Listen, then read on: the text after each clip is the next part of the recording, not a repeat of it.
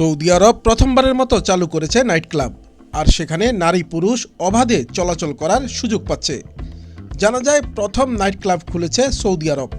গত মে মাসে রিয়াদের অভিজাত এলাকা জাকসে উদ্বোধন করা হয় বিস্ট হাউস নামের নাইট ক্লাবটি। নাইট ক্লাবটিতে নারীদের প্রবেশাধিকার দেওয়া হয়েছে। নাইট ক্লাবে অবশ্য সর্বসাধারণের প্রবেশাধিকার নেই, কেবল স্থায়ী সদস্যরাই এখানে প্রবেশ করতে পারবেন।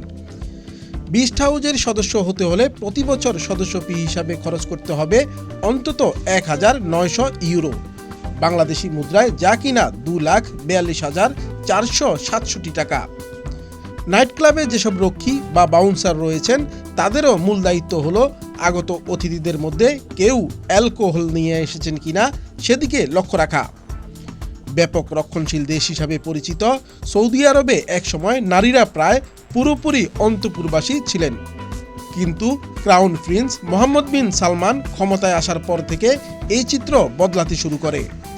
নারীদের জন্য কর্মক্ষেত্রে প্রবেশের দরজা খুলে যায়, সেই সঙ্গে অন্যান্য সামাজিক বিধিনিষেধও কেটে যেতে শুরু করে। বিস্ট হাউজে রয়েছে মিউজিক ভেন্যু, একাধিক স্টুডিও, ডাইনিং এরিয়া, এমনকি জমজমাট ডিজে পার্টির ব্যবস্থাও। তবে ১৯৫০ সালে দেশ জুড়ে মদ নিষিদ্ধের যে আইন জারি করেছিল সৌদির তৎকালীন প্রশাসন, তা এখনও বলবৎ থাকায় বিস্ট হাউজে মদ নিষিদ্ধ করা হয়েছে।